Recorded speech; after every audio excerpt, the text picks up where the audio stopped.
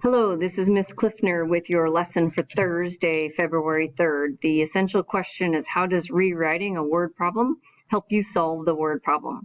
We're not really going to be solving too many today, but we're going to start writing equations. And so take out your planner and write down the homework 7.1, Big Ideas Math, and it's due the next day, of course. Take out your Desmos one-step equations activity. Maybe take a look at that. See if you finished it.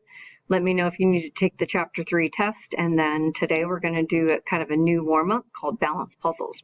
And they're really fun, so I hope you like them. We're taking notes on a new lesson, and yeah, let's get started. Okay, so these are balance puzzles. And first you want to read the rules and understand that you know how to solve them.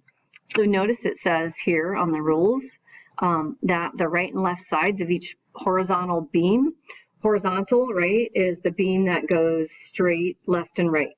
They have to balance. Each shape has a unique and consistent weight within a puzzle, and no shapes weigh zero. There are no useless clues.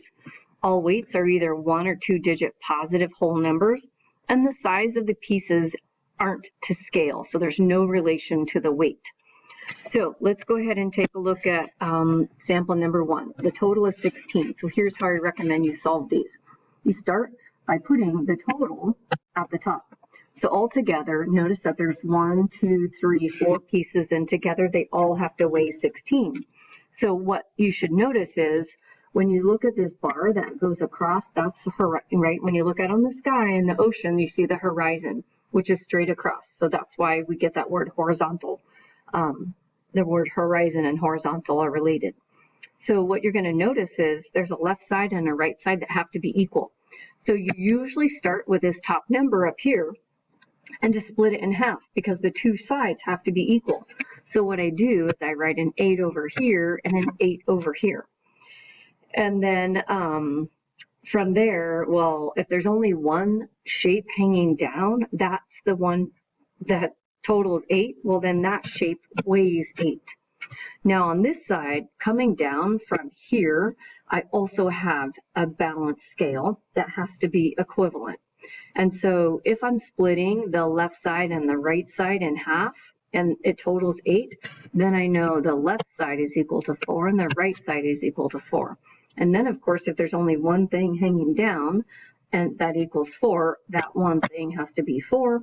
And then over here, the left side and the right side have to total to 4, so I know each side is 2, and there's one thing hanging down. Okay, so I'm not going to go through all of these warm-up problems in the video, but I'm just going to show you what they are, right? And so this is in your notes if you were able to print out the notes today. So again, I will show you that you start with the total up here. Okay, I'm going to continue on. There's the, I also posted the rules with the third puzzle for our warm-up.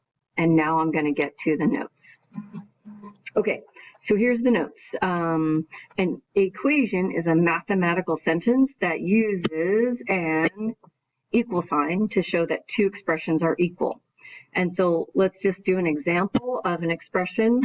An expression, remember, it has variables sometimes and numbers. And it has an operation. So there's an expression. And then if I want to write an equation, I could start with this expression and write x plus 4. But then I'm going to include an equal sign, and that means I have to have something on the other side. So I can make that be 10. So I took an expression which has numbers, variables, and an operation. And then when I add the equals 10, it's now an equation. So to write a word sentence as an equation, you're going to look for the key words and phrases such as is, equals, or the same as. So you've been writing expressions, and now all I'm introducing is there's going to be a left side and a right side, and there has to be an equal sign somewhere in between. And these are the words that you're going to see that means the equal sign. Okay, so now I'm just going to review what I always ask you to do when you are translating words into math, right? That's what we're doing. So we learned to circle important numbers and variables, right? So I'm going to circle the word circle. I want you to circle important numbers and variables. And then, of course, I want you to underline the word underline. You're underlining important math words, and you're going to write the operation that goes with the math words. And then I always tell you to look for turnaround words, right? This is my symbol for turnaround words. That changes the order of the numbers or variables. Okay, so let's look at an example. Oops, sorry. This is not in your notes because it's on a green sheet. It's on your one sheet. And so here are some of the math into words for each of the operations. So you can always come back to this screen, and I will have a little printout for you to glue into your math notebook. Those are the addition, subtraction, multiplication, and division words. Okay, so now we're going to do what we did before with expressions, and now we just have an equation. Okay, so I'm going to circle the number n, that's my variable, and I'm circling the 7 and the 15. And then I'm going to underline the word sum, and I'm putting a plus above it because sum means you're adding. And then this is what's the new part, you're going to underline the word is. That's where the equal sign goes. So you're translating words into math. So I take the number n and 7 and I add them, and I say that they are equal to 15. So you're just, instead of just having an expression, now you're going to have a whole equation. Okay, let's look at the next example. A number y. I'm going to circle number y. I'm going to circle the 4 and the 3, and then I'm underlining decreased by. And I'm going to put subtraction above that. It's subtraction, but it's not a turnaround word. The order doesn't change. And then I'm going to underline is and put the equal sign above it. So now I know the order stays the same. It's y minus 4. Y minus 4 is 3. All right, and the last example, I'm going to circle the 12. I'm going to circle the number p. That's my variable, and 48. And then I'm underlining times, and I know it's a times. And then I underline equals. Well, there's the equal sign. Okay, so now there's a bunch of different ways to write times, right? So I'm going to challenge you to be sophisticated and write it as 12p. That's 12 times p equals 48. And I'm just going to put this. Try not to use the x for times. Now notice I put it as an x above here, and that's okay. But when I write my equation, I want to be sophisticated. It's okay to write 12 dot p equals 48, but let's try not to use an x for times. Okay, here we go.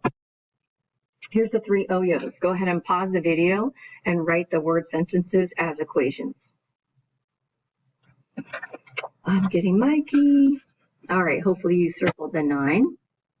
You circled the number b and 2. And you're going to underline less than.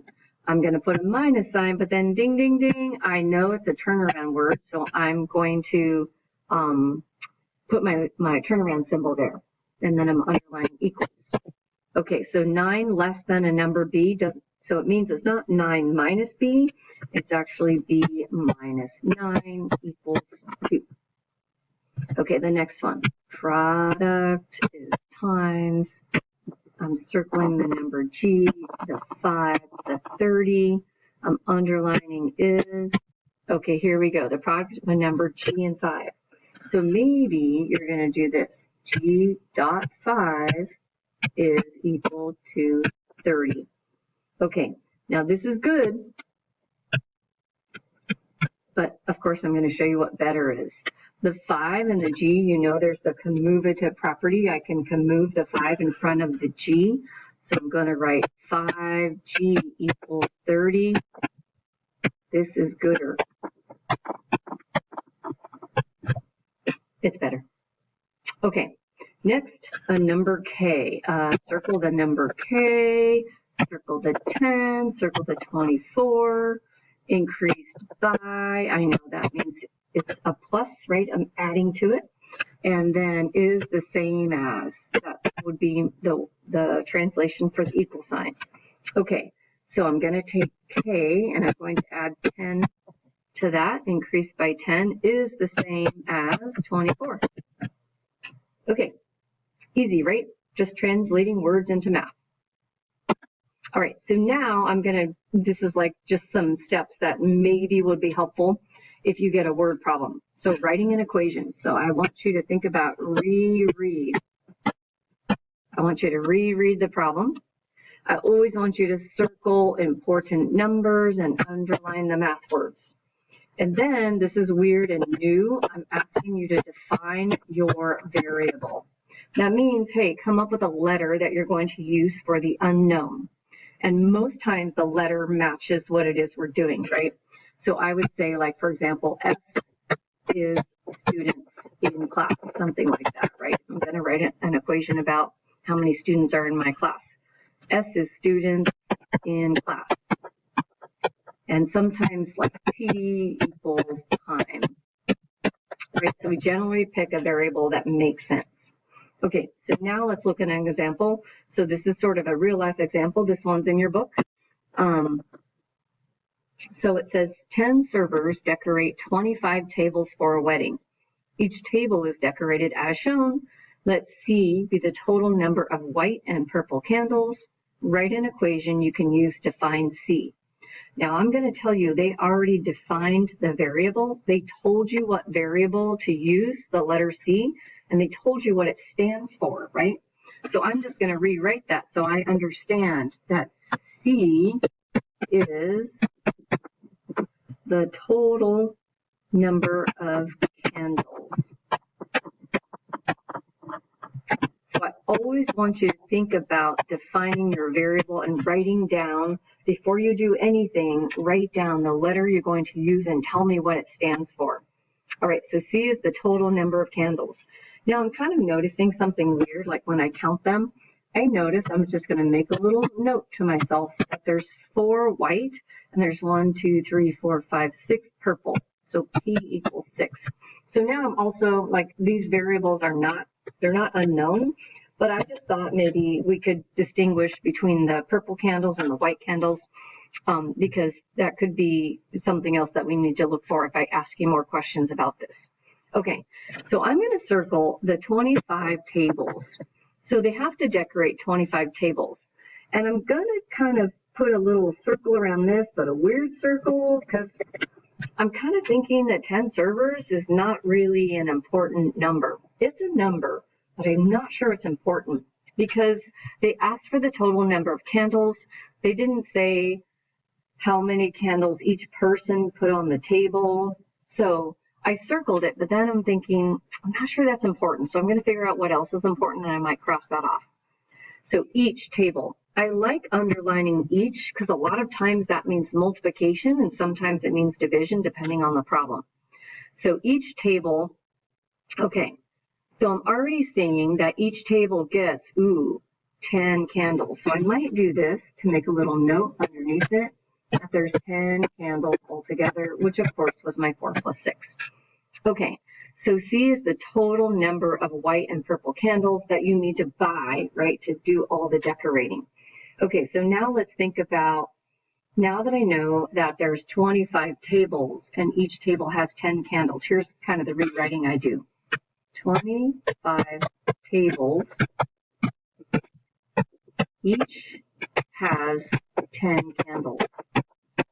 Okay, and now I know that 10 server thing, that, I'm going to cross that off. That did not help me. 25 tables and each has 10 candles. So here's my 25, here's my 10.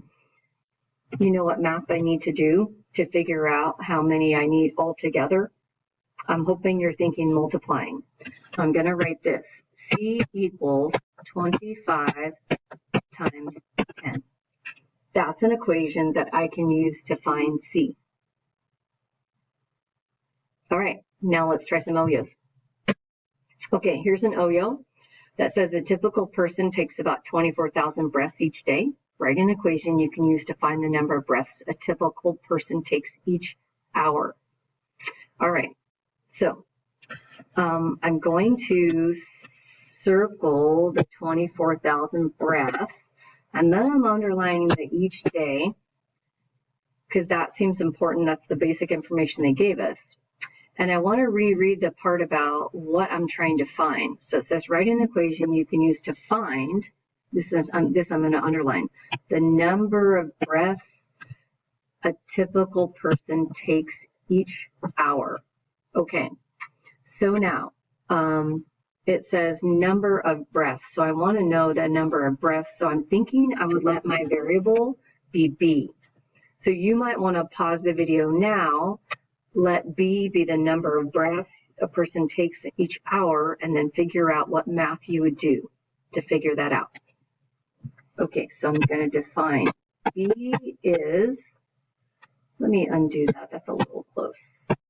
So B is number of breaths each hour. So I can take out the typical person part. Number of breaths each hour. Just do a little bit of abbreviating. Okay, so now here's what I want to think about. If I know how many breaths a person takes each day, I might want to think about this. Here's my question to myself. How many hours in a day? So now I'm thinking, I could write this, that there are 24 hours per day. Okay, so the total amount of breaths is 24,000. And then I'm thinking there's 24 hours in a day. So if I multiply, B is the number of breaths each hour. If I take that B and I multiply by 24, that should give me the total in the whole day. So what if I do this? B times 24 equals 24,000. But then wait a minute, I want to do the sophisticated. So I want to change it to 24B, right? So I'm going to do 24B equals 24,000. Now maybe, so this is one great equation, but maybe you were thinking, I also could take the total and just divide it by 24 because there's 24 hours in a day. So some of you might be thinking you could do this, take the 24,000, divide by 24, and that gives you how many breaths in one day. Take the total per a whole day and divide it by 24 hours in a day. Okay, and again, we're not solving these, we're just setting them up. Okay, so now I have two OYOs. Let's see, you enter an elevator and go down 7 floors, you exit on the 10th floor, write an equation you can use to find the floor where you entered the elevator. And then number 5 is together you and a friend have $52, your friend has 28. Write an equation you can use to find how much money you have. Find how much money you have. So I usually do a little squiggly line under the question. All right, so here we go. Let's see. I'm going to draw a little picture for number 4. Again, you pause the video, try these on your own, and then unpause it. Okay, so I'm going to draw a little picture because this gives me an idea. This is where I enter the elevator. And then I know this is where I exit, right? So I want to pay attention to the fact that it's actually traveling down. I don't know where I entered, but I exited on the 10th floor. Okay, and then this arrow down is showing me going down in the elevator, and I go down 7 floors. So I'm going to start off by defining my variable. I'm going to say it's F. F is the floor you entered on. Okay, so I entered on some floor, so I'm going to put an F up here. This is where I entered, and then, oh, now my picture totally matches, right? If I start on here, which is some number F, and I go down 7 floors, it's a -7, and I end up on the 10th floor. So it's F minus 7 equals 10. Now, maybe some of you might be working backwards. So maybe you're thinking this, and this is okay too. Maybe you're thinking work backwards. You get out on 10. So if you go back up 7, that will put you back on the floor you entered on. That would be cool too. Okay, last one. Together, oops, I just didn't do my circling. Okay, I'll circle this one. together, or underlining the math word together, right? Together means you're adding the total. So it's you and a friend have 52. So that's my total when I add me and my friend's money together. But then now I know my friend has 28. I'm going to write an equation to find out how much money I have. So I'm going to call M as my money. M is money I have. Okay, there's my money.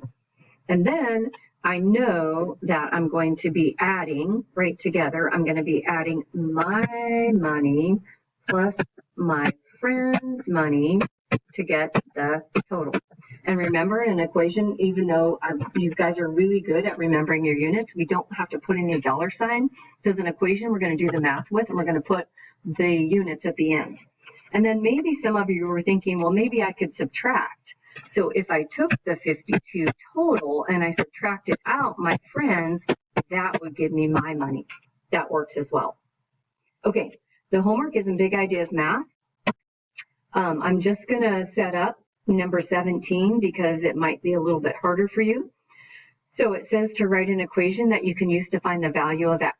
And I'm going to remind you that perimeter is the distance around the outside, right? So if they tell me that this side is x, this side is x, and this side is x, then I'm good thinking I add up the x plus the x plus the x, and that has to be equal to the total perimeter. They gave me the total perimeter, and now maybe you can use what you learned in last chapter 3, and you can simplify this expression on the left to come up with something that's even gooder. This is good, but there's an answer that's gooder. Okay, good luck.